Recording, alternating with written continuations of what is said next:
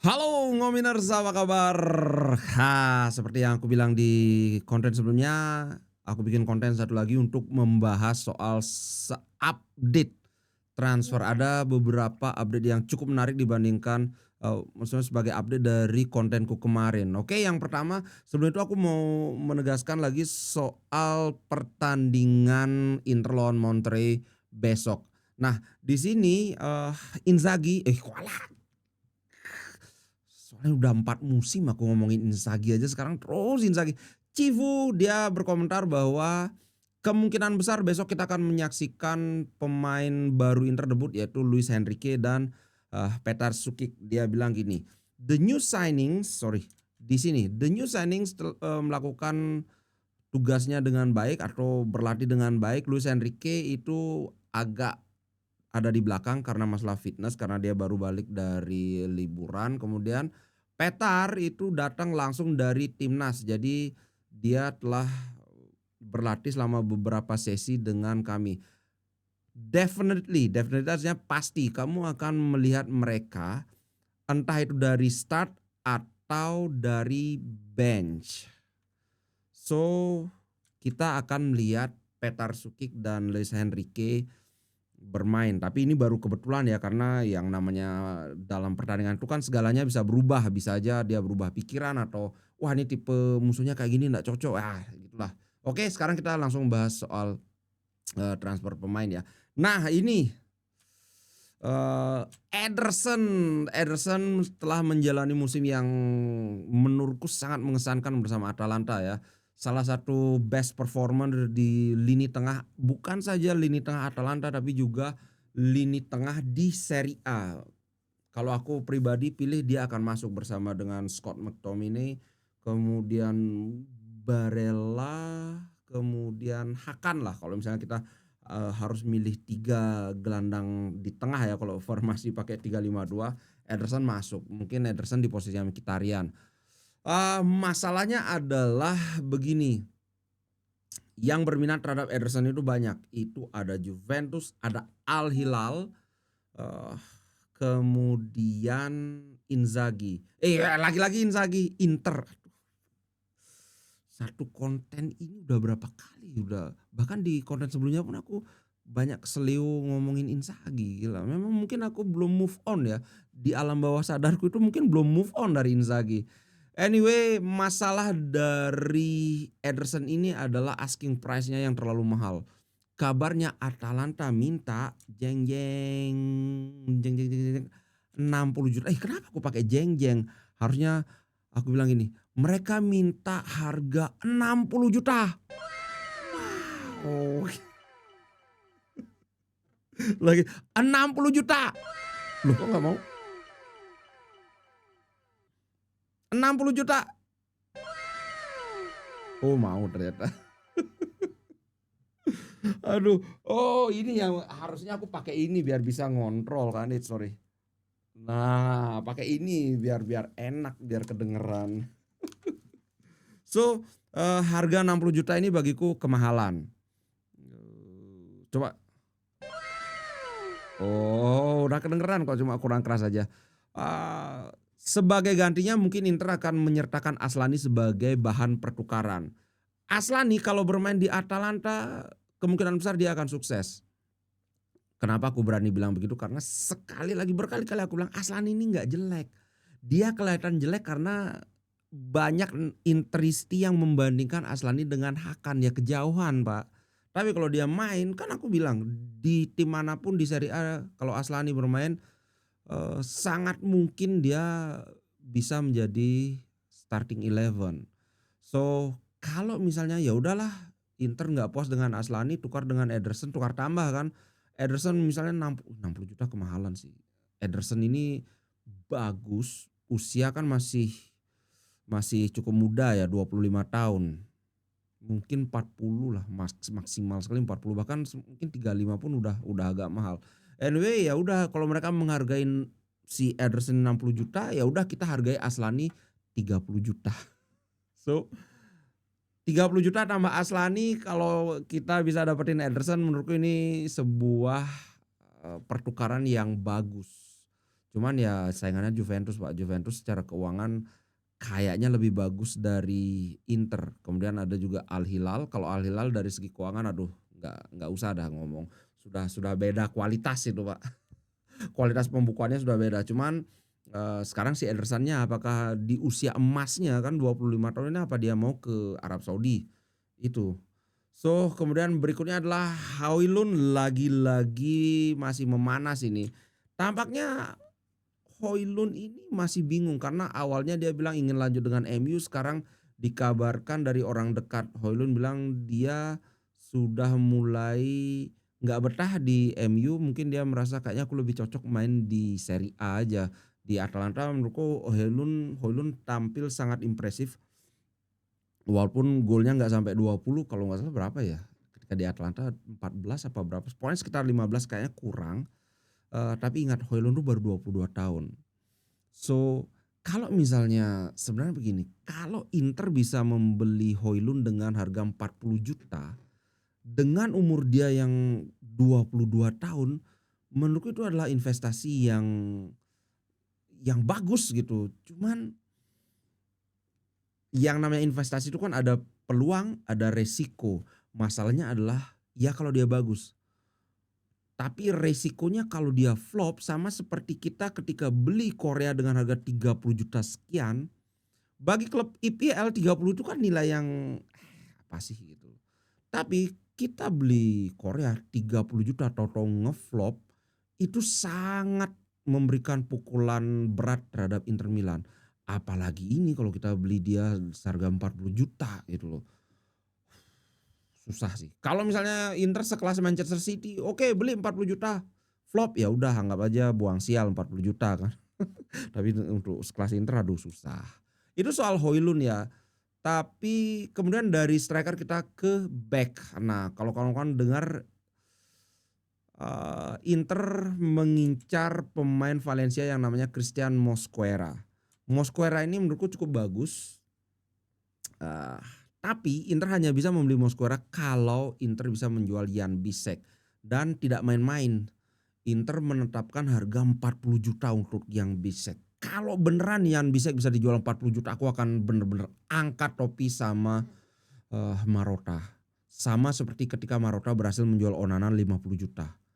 Bayangin Jan Bisek itu kalau nggak salah belum lunas. Itu pun cuma 7 juta. Kalau itu bisa dijual 40 juta. Wow. Udah deh, jangankan 40 juta, kalau 30 juta aja bisa dijual Jan Bisek. Bagiku ini sudah transfer yang apa ya? Ajaib gitu. Nah, Mosquera ini bagus. Cuman gimana ya? Aku lebih excited lihat permainan Jan Bisek. Oke, aku ngerti bahwa Jan Bisek ini sering blunder. Kalau nggak salah udah 2 kali dia mengakibatkan Inter kehilangan poin.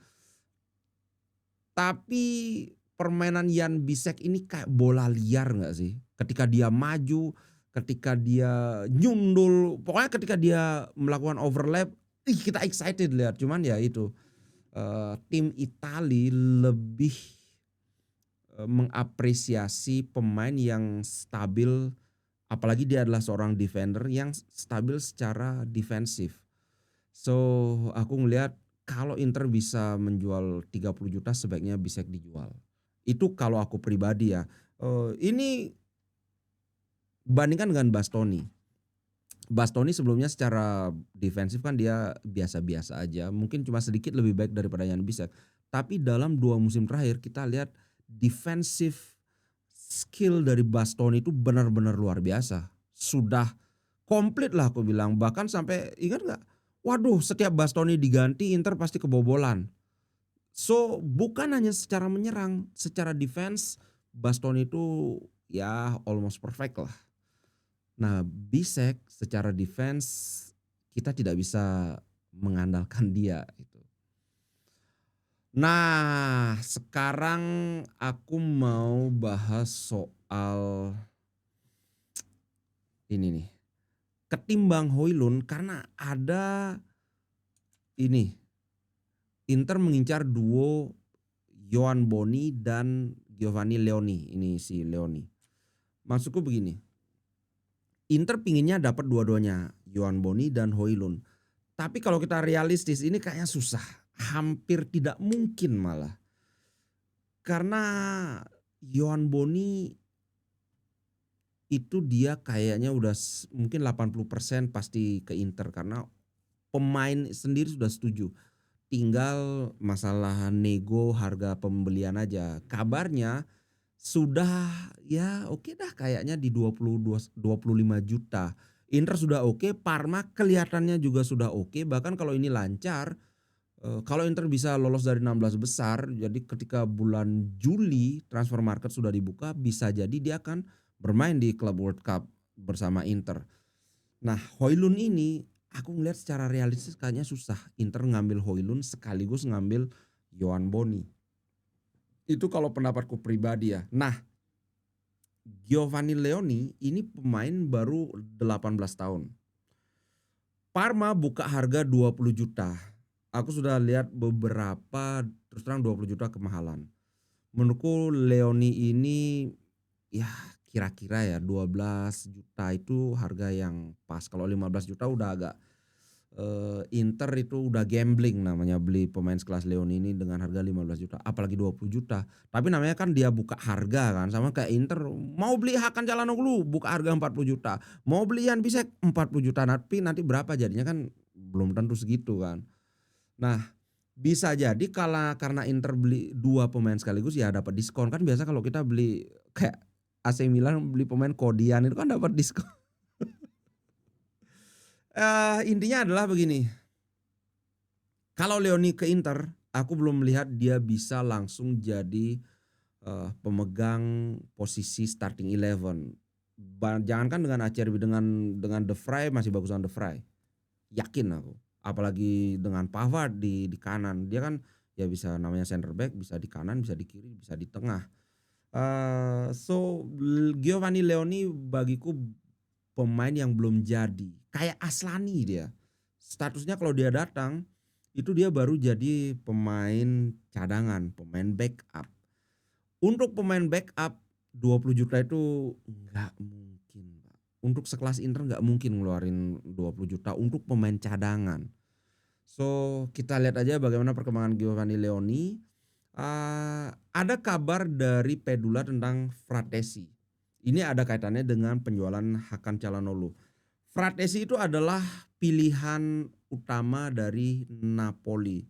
Kemudian ketika zaman dulu sebenarnya ketika Roma dikatakan berminat pada si Fratesi, Inter tidak mau menjual.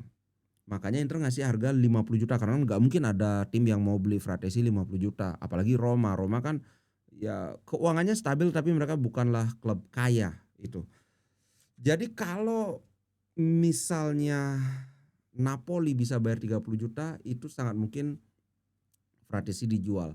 Tapi apakah Inter mau kehilangan Hakan sekaligus Fratesi? Nah ini karena Galatasaray dikabarkan sangat tertarik, cuman lagi-lagi Inter memainkan apa ya? Inter dia pinter, dia langsung nanya sama Hakan, "Kamu gimana? Kamu mau pindah apa enggak?" Katanya Hakan, "Enggak.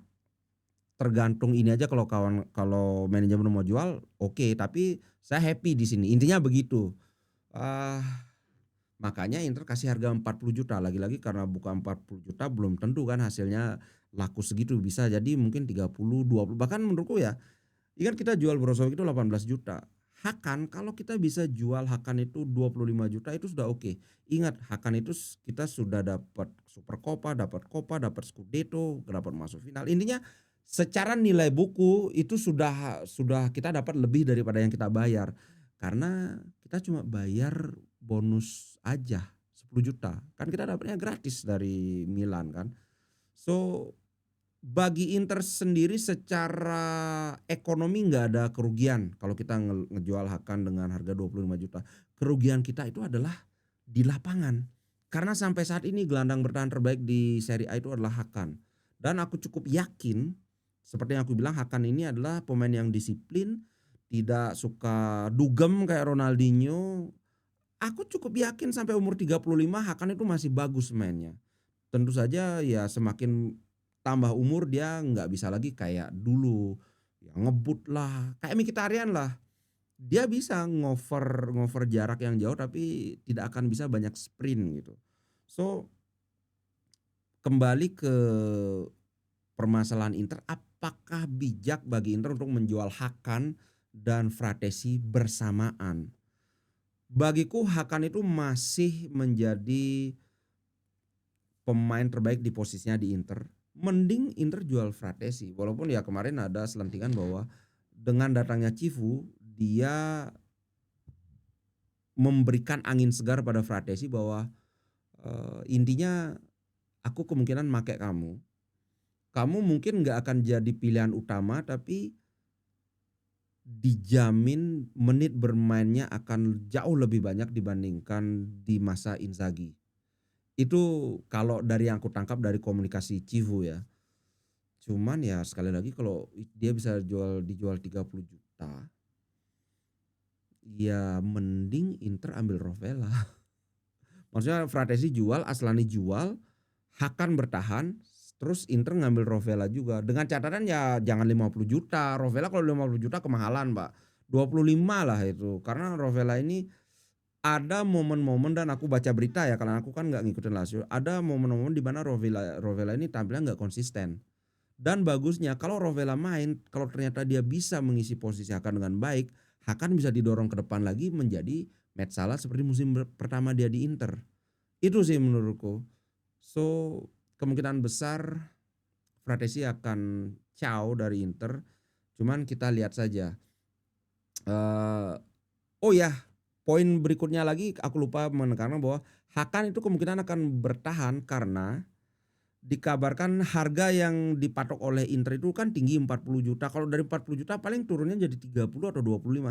Sedangkan Galatasaray kabarnya mereka hanya mau menghabiskan 15 jutaan saja untuk seorang Hakan. Karena top priority mereka adalah Osimhen. Ini dia. Osimhen itu musim lalu menggila. Dia nyetak 37 gol total dari 41 penampilan. Ya ini kan angka yang luar biasa, apalagi sebelum-sebelumnya memang Galatasaray ini terkenal dia mau memberi gaji besar pada pemain tapi tidak menghabiskan uang yang banyak untuk membeli pemain. Artinya ya mereka mentok 15 jutaan untuk Inter. Bagiku Inter ngelepas Hakan dengan harga 15 juta itu bakalan goblok banget sih. Goblok banget itu. Secara permainan bagiku Hakan lebih bagus sekarang ini ya di ketimbang Brozovic. Jadi kalau kita lepas Brozovic 18 juta kemudian Hakan kita lepas 15 juta itu kan goblok namanya. Kalau ini masih Moratti mungkin bakalan dilepas 15 juta terus dia akan ngeluarin 50 juta untuk beli siapa nih Kopas atau tapi Marotta kan lebih lebih apa ya, lebih waspada atau lebih bijak atau lebih pelit lah. So ini yang bikin aku yakin bahwa sepertinya Hakan akan stay di Inter. Apalagi Pedula sendiri bilang bahwa agennya si Hakan memang sedang berbicara dengan Galatasaray tapi kedua klub sama sekali tidak ada kontak. Adalah sangat penting bagi kedua klub untuk berbicara. Walaupun ya sebagai orang Turki mungkin kembali ke tanah kelahirannya itu akan menjadi sebuah poin yang sangat menarik bagi Hakan. Walaupun misalnya Galatasaray nggak bisa ngasih gaji yang lebih besar dari Inter, tapi namanya ya pulang kampung gitu loh. Apalagi Galatasaray itu kan masih bermain di level yang tinggi. Baru aja mereka dapat juara, Liga Champions juga masuk kan. So ini cuman ya sampai saat ini belum ada pembicaraan antara kedua klub. Kemudian fokus atau prioritas Galatasaray adalah Osimhen. Ditambah lagi Inter yang sepertinya lebih condong untuk menjual Fratesi. Ya aku cukup optimis musim depan Hakan itu masih akan di Inter. Oke, itu tadi beberapa update soal ini ya, soal apa ya, transfer Inter. Ini sebenarnya mulai besok kemungkinan berita soal transfer itu akan meredup karena sudah mulai bermain. Ya perhatian itu akan fokus di Piala Dunia antar klub gitu. Tapi kita lihat aja kalau ada berita ya tentu saja aku akan sampaikan karena itu bahan konten. Oke guys, itu dulu untuk konten kali ini. Sampai jumpa di konten berikutnya. Ciao.